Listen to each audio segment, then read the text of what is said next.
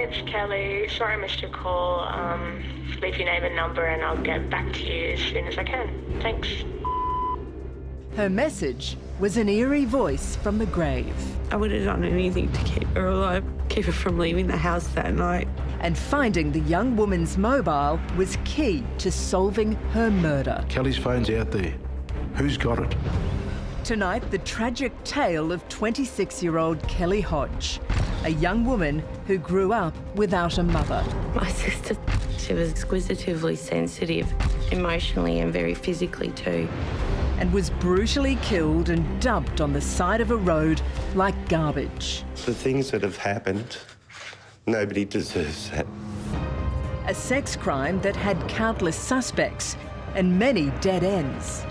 So you go from the peaks to the troughs. With her killer free to strike again, it was pretty scary on the streets at that time. The detectives chased one phone call after another. It's our job to find the culprit and give the family answers. I was at the casino and I was there with this other guy and we met Kelly.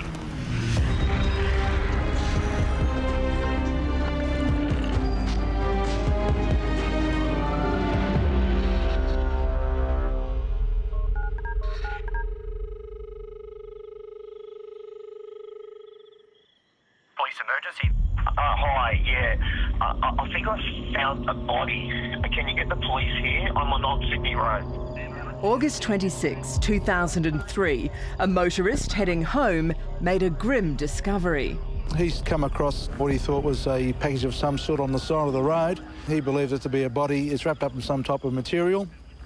And with that, he rang the police. So you're saying it's a red blanket, is that right? Yeah, look, I haven't gone right up to it. But as I say, at first I thought it was a bundle of clothes, but I think I saw some hands. I think there might be a body in it. The body was found in the rural town of Beveridge, 42 kilometres north of Melbourne. At this stage, we don't know what we've got. We haven't even seen the body because the body is wrapped up in a blanket, and outside the blanket is rope that's keeping it all together. We've already spoken to the pathologist. We're not going to wait till the morning. We'll get the post-mortem done then and there, because one of the major issues for a detective is, has a crime been committed? When the body was brought here, the body was weighed only 50 kilograms, and we noted, of course, that the body had been wrapped with rope. There were a large number of blunt force injuries to the head. In addition to injuries over the head like that, we found areas of bruising, grazes, tears, lacerations in the skin. They involved the face, the arms. Really, a large area of the body was injured. And the first thing we've got to do is try to work out who is this person. And what we did in this case was check the fingerprints to see if this person was in the police fingerprint system. And as it turned out, she was known to the police. Kelly Elizabeth Hodge, 26 years of age, of a Coburg address. Police now had the horrible task of letting her sister Stacey know Kelly had been murdered. It was about 5 in the morning and I hear this banging on the front door. And I thought it was one of my obnoxious friends from uni. And I'm like, who is it? And they say, police. And then they say, it's about Kelly. And I said, she's dead, isn't she? And they said, yes. I said of a drug overdose and they said no. And she's been murdered. I couldn't believe it. I knew she was dead. I kind of could feel it before that, but I never thought she would have been murdered. Kelly Elizabeth Hodge was born in 1977, the only and adored sibling of older sister Stacey. My sister's the only person I know who could pick up a snail, pat it and say, aren't you beautiful? She loved animals and animals seemed to respond to her. She was a very delicate child, exquisitively sensitive and emotionally and very physically too. She had almost white hair with these big blue eyes and she just looked adorable. The two girls lost their mother when she died of pneumonia when they were only 5 and 6 years old. My mum was not in the best of health and she has passed away, and my grandmother has organised for us to be placed in her care. The girls were well looked after She indulged us shamelessly. and were given tips from a young age as to boyfriend material. If Michael Jackson came on TV, she'd say, this is the kind of man you girls should marry when you're older because he doesn't drink, he doesn't smoke, he can sing and he can dance. So for her, that's, so... Instead, Kelly fell hopelessly in love with a man who hooked her on drugs and then pimped her on the streets of St Kilda to feed his own habit. And that's where she went on the night of August 18th. It was the last time her grandmother had seen her, and 8 days before her body was found. My grandmother called me and said that Kelly was not home and had not been home, and I thought immediately that was very out of character. And after about a day, I was so cross with Kelly, I started ringing Kelly.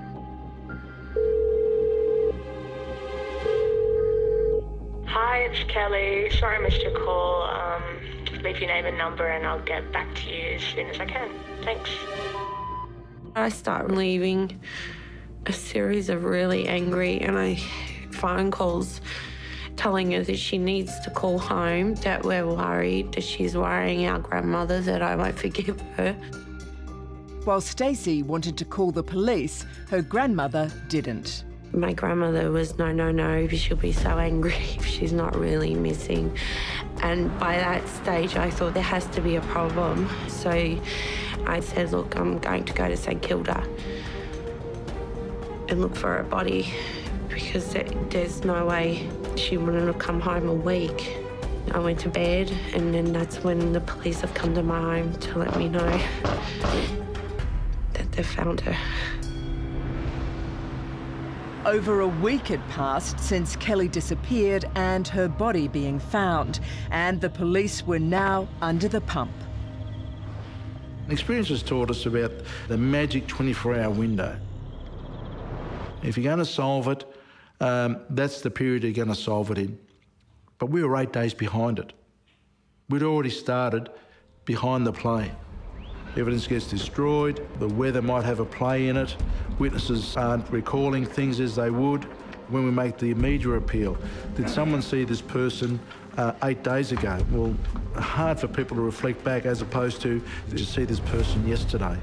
So we were behind the 8 ball. Thanks for coming, ladies and gentlemen. The lady has been identified as Kelly Elizabeth Hodge. The purpose of today is to try and get as much information as we can in relation to her movements. She would have made her way to the area of Grey Street and Gurner Street, St Kilda.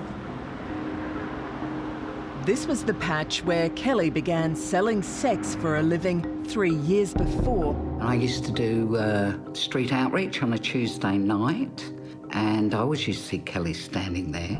She was sort of a bit of a lone figure, really. She was supporting a pretty expensive habit, and she'd do the work she needed to do, and then return to Coburg, to her grandmother.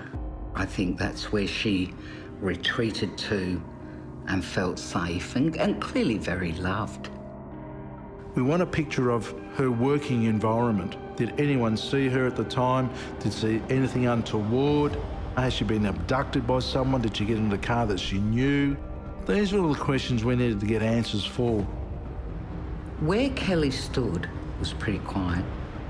There's a bit of lighting there, and you've got the street corner on the other side. But if no one was working that other corner, Kelly would have been quite an isolated figure. So we start doing a door knock. Some of the reactions we got was, why are you worried about it? She was just a sex worker. And that was an unfortunate reaction to get from some people. I think they see girls who work on the street as very separate to the girl walking to the office block or, you know, to the shop to work on the checkout, whatever. They're not. Some of the reactions was, I'm not surprised, or I knew it. She was living at grandmother's place in Coburg North. It was very reassuring when we met Charlie Bazzina. He reassured us that they would work around the clock to find who has done this, and that they would investigate it the way they would any other murder. We don't care the status of a person. We've lost a life. It's our job to find the culprit and give the family answers. And that's what it's all about. The family need answers. Charlie, why was my granddaughter murdered? And we hopefully bring someone to justice and get them off the streets before they kill again. Appealing as a father, as an uncle. I'm appealing to everybody out there that have children. If they know something, to please come forward, because nobody deserves to go. The things that have happened, nobody deserves that. When Kelly was found, her clothes, phone and treasured denim bag were nowhere to be found, and police hoped someone may have seen them since. The morning she was murdered, Kelly was carrying a blue denim bag.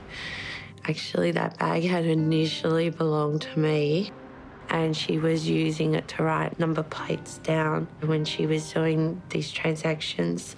My crocheted blanket that my mother had knitted with Kelly, she would keep it in the bag and use it as something to sit down on or keep warm with, and as a security blanket as well. Kelly also never went anywhere without her mobile. It was her work and lifeline. Hi, it's Kelly. Sorry I missed your call. Leave your name and number and I'll get back to you as soon as I can. Thanks. Knowing that she had a phone, that was significant to us. We needed to track that phone down. Not having it physically is a problem for us, but we can go to what we call call charge records. And we were able to track down a phone call about midnight. And as it turned out, it was one of our regular clients. That client spent 45 minutes with Kelly and then left. He was certain a person of good repute, no issues with him, and we were more than confident that he wasn't involved with Kelly's death. So police knew she was alive at 12:45 a.m. But after that, they were at a loss as to where she went, who killed her and dumped her body 40 kilometres away from where she had last been seen. If the people are watching this, or whoever done this, we have faith in the police, and you'll be looking over your shoulder all the time, and it won't be long before the police apprehend you.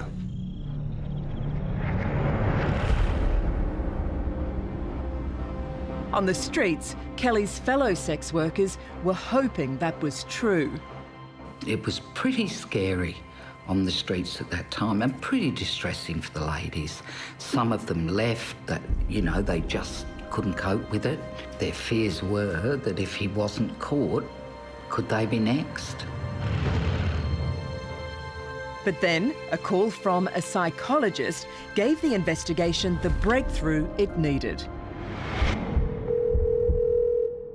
Look, I might have some information that could help about this sex worker that was killed.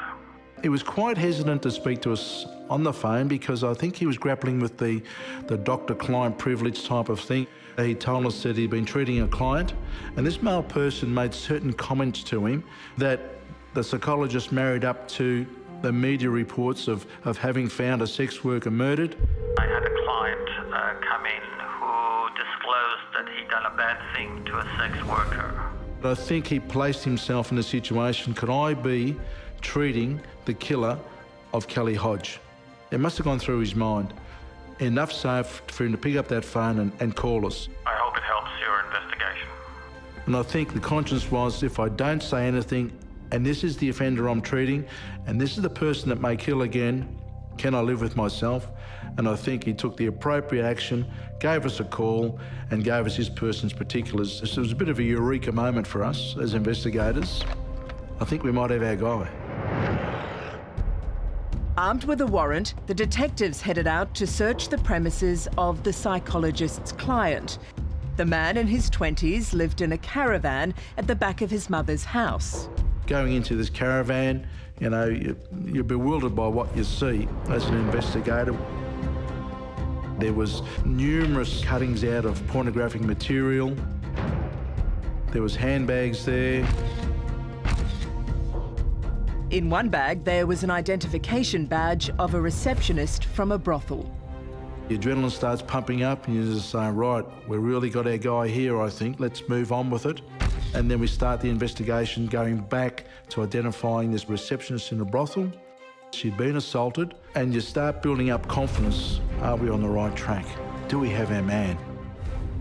But police also had another suspect under their magnifying glass, the ex-boyfriend who had put Kelly on the streets. They asked me if I knew of anyone who may have a vendetta or a reason to harm Kelly, and I did nominate a couple of people. One was an ex-boyfriend who Kelly had testified against, and he was serving time for murder.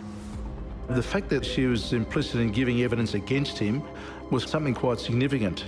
So he becomes a particular suspect, and you might say to yourself, well, hang on a minute, well, how can he be a suspect if he's in custody, which he was? But that doesn't mean the fact that he could have got someone else to commit the murder going into this guy's caravan. You start talking to them. He readily makes admissions.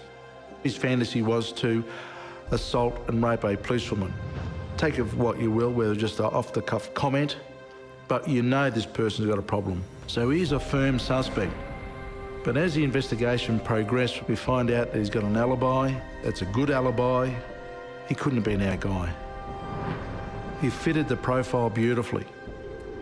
But at the end of the day, what you allege, you've got to prove. So you go from the peaks to the troughs. And we discard that person from the investigation.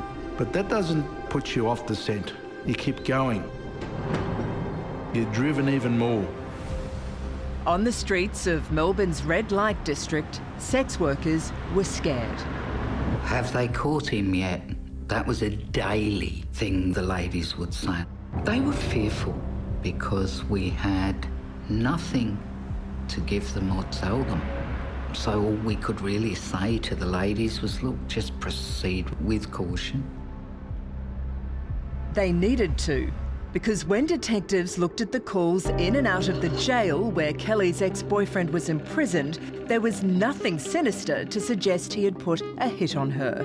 It was another dead end. But you don't let the frustrations take over your efforts. We know the killer's still out there, and we keep moving on.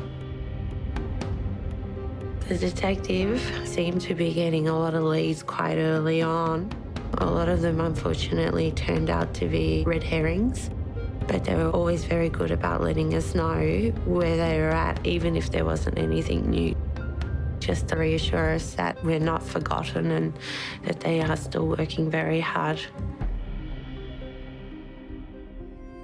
It was now a month since Kelly had been murdered, and longer since Stacey had last spoken directly with her sister.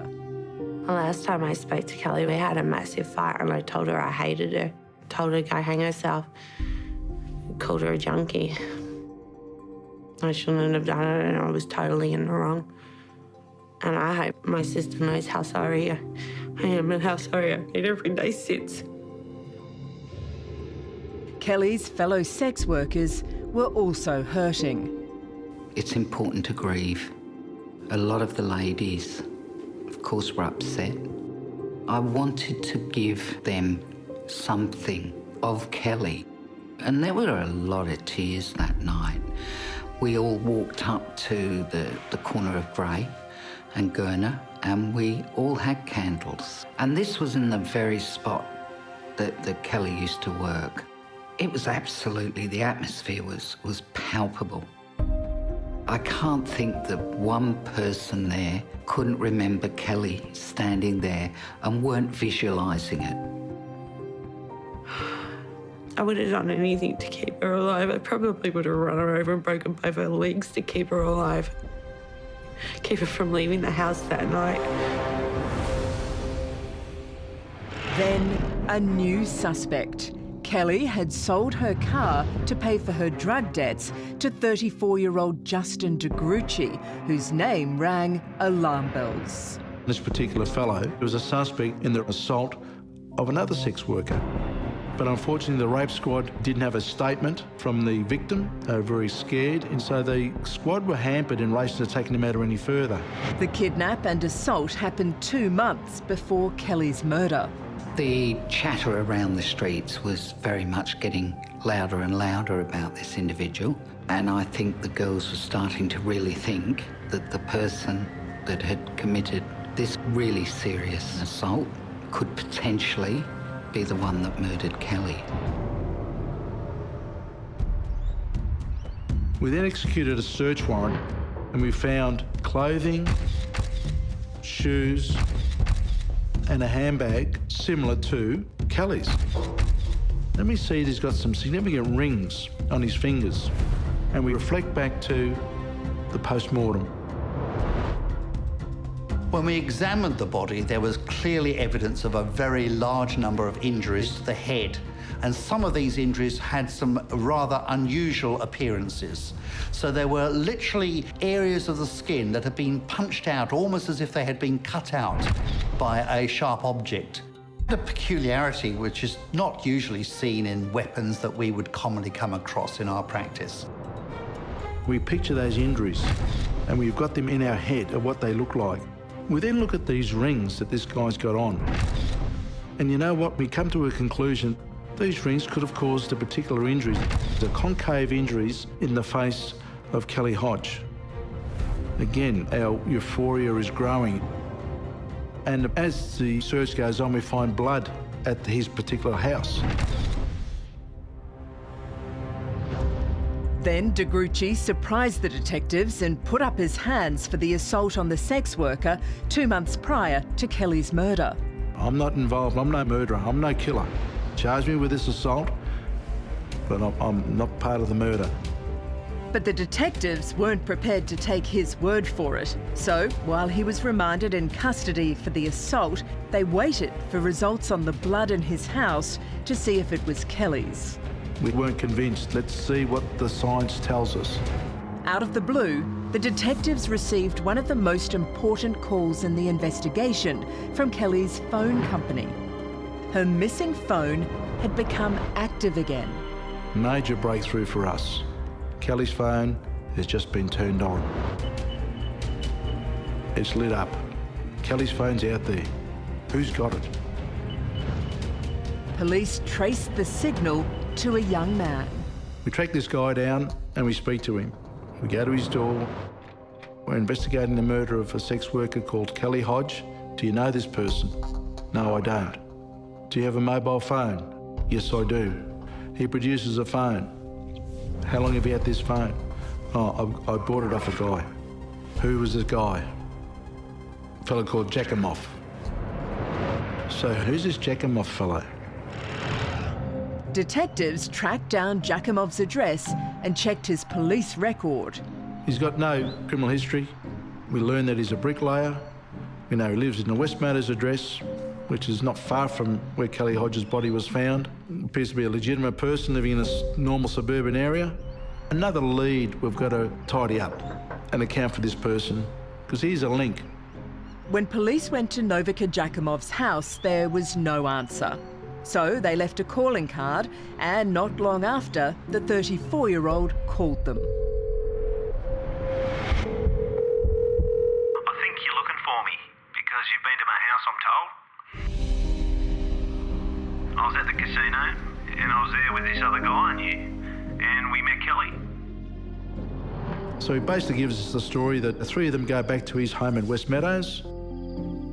They had consensual sex with Kelly.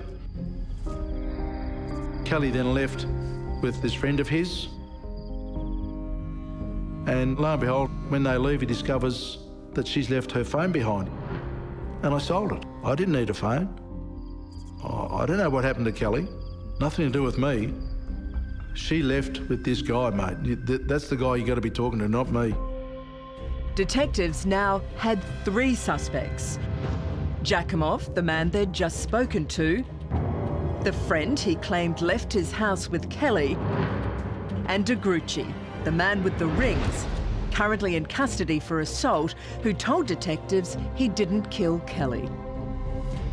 This guy with the rings and the clothing and the blood ticked all the boxes.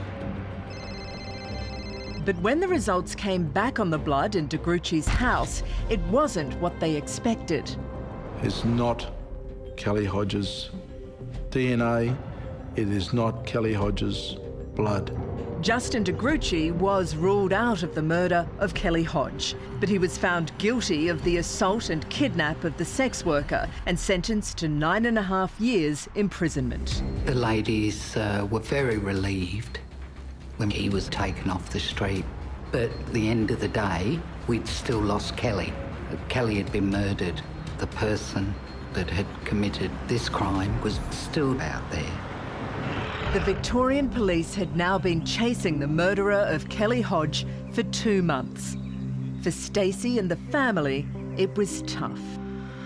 The wait for them to find the person responsible is excruciating.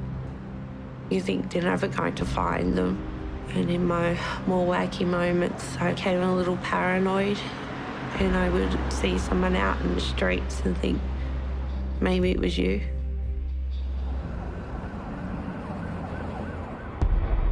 Detectives still had 2 strong leads thanks to Kelly's reactivated phone, and they had now tracked down the man Jakimov claimed had left his house with Kelly the night she was murdered.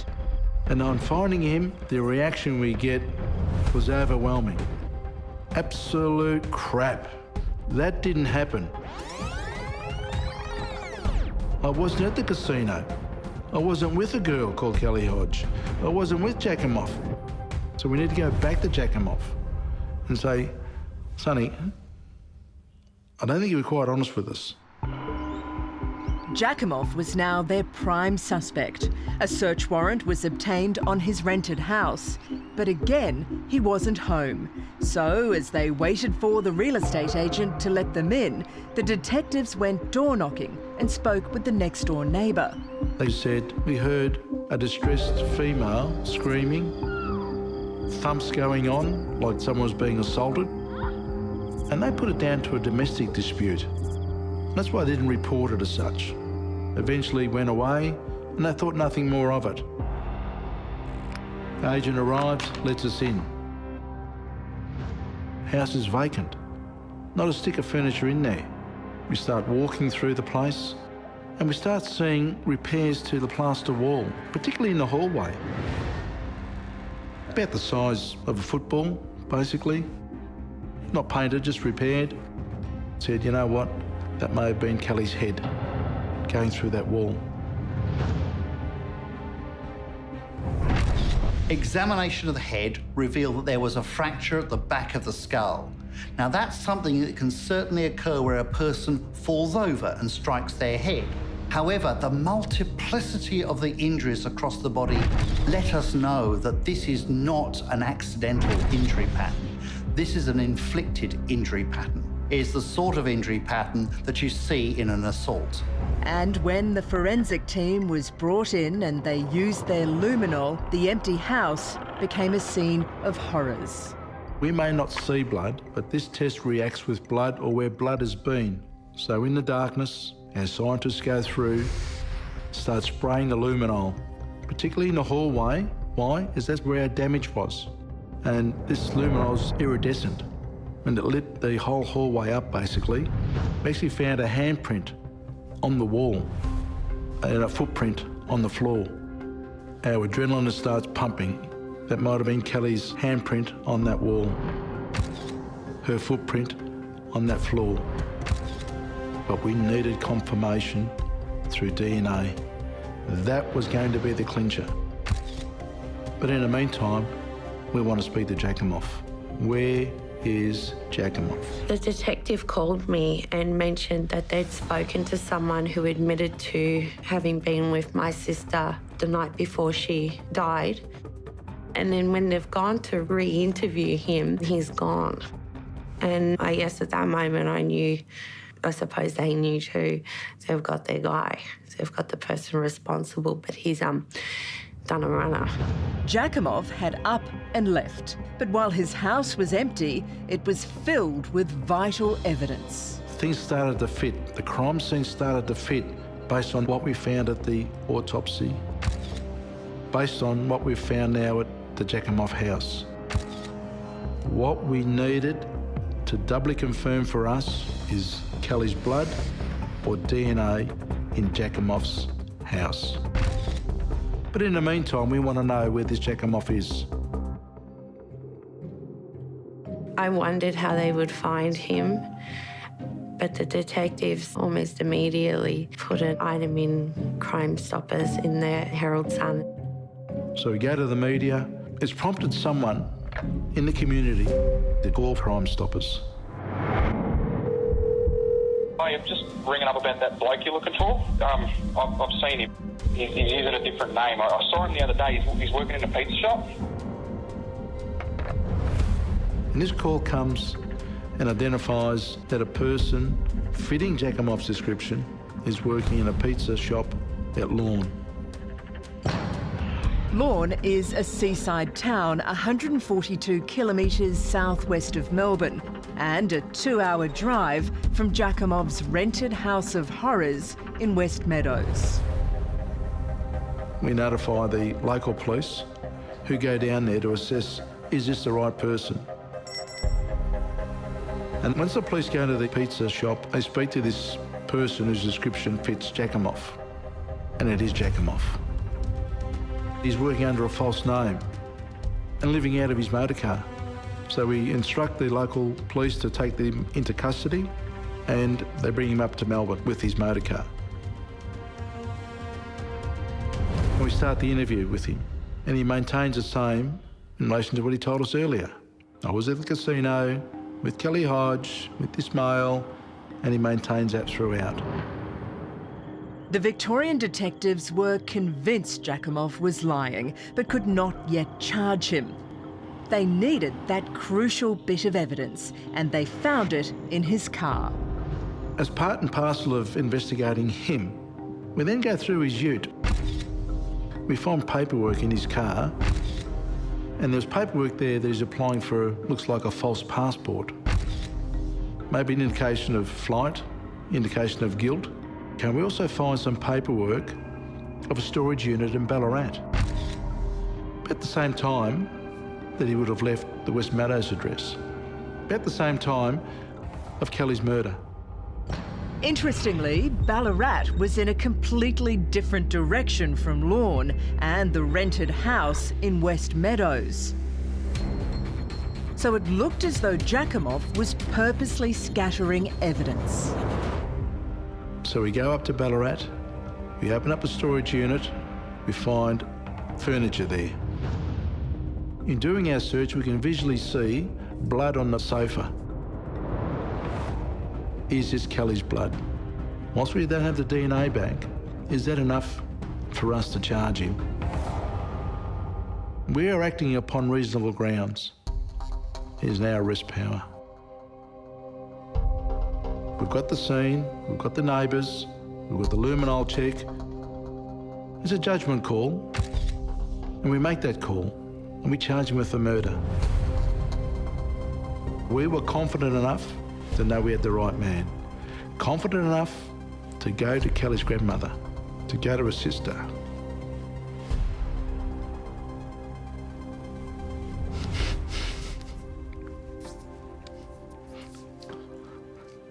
And give the good news. He promised us that they would work really hard. He promised us that they would find a person, and he kept every promise he made to us that day. And we've said it, but I'd like to say it again. Thank you to the detectives. And I happened to be at the local pub, and I shouted jugs of beer for everyone. But the joy was short-lived. He pleaded not guilty and was going to fight it. And he can maintain whatever story he likes. He maintains that story throughout, right up to his trial. and the DNA comes back from the house. The DNA is Kelly's, irrefutable. And then blood comes back from the couch that was in the storage unit, that was linked back to the ticket, that was in Jakimov's car, in his name. That blood comes back as Kelly's. Job done.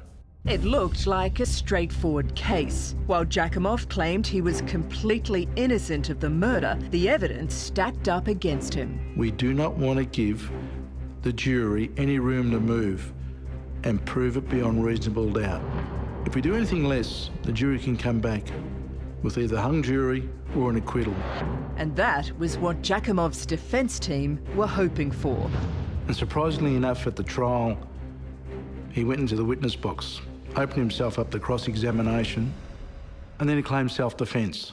He was a very burly bricklayer. My sister weighed 50 kilos, wringing wet. It just didn't hold water.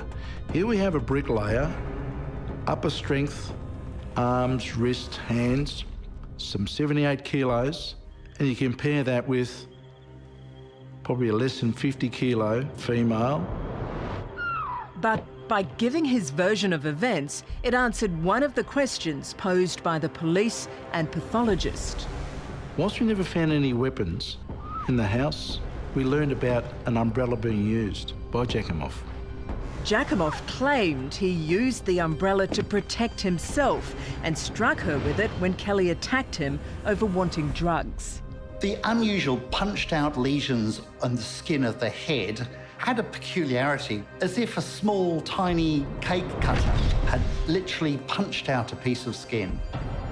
So when we later found out that it was a broken umbrella that caused these injuries, we were able to go back and look at them in the context of what sort of damage the body is caused by a broken metal object with that sort of circular, irregular edge. The jury listened to Jakimov's version of events and came back with their decision. The jury didn't believe it, convicted and sentenced. Jakimov was found guilty of Kelly's murder and sentenced to a maximum of 19 years. He is eligible for parole next year. I don't think the sentence was anywhere near sufficient. As far as I'm concerned, that man should never, ever see daylight again. At the time, I viewed the sentence through the eyes of a law student, as well as the sister of someone who's been murdered. As a law student, I saw that it was a very good outcome. It was a reasonably lengthy sentence for what he has done. However, as the sister of someone who was hurt like that, it's not enough. Jakimov killed Kelly, and he didn't just kill her in her last moments. He set out to degrade her. To discard someone, a human life, on the side of the road is incomprehensible to me. After she's died, you threw her on the side of the road like she's garbage. And maybe she was garbage to him, but she wasn't garbage to us. My sister, like everyone, just wanted to matter. In our worst nightmares, we never imagine our loved ones being murdered. We imagine perhaps they get sick or something happens and there's an accident, but you never imagine that your loved one's last moments are like that. I've struggled to articulate this. I think when I die, I want to be surrounded by kind faces. When my sister died, the only face she saw was the face of her murderer. How alone she must have felt, how angry he must have looked.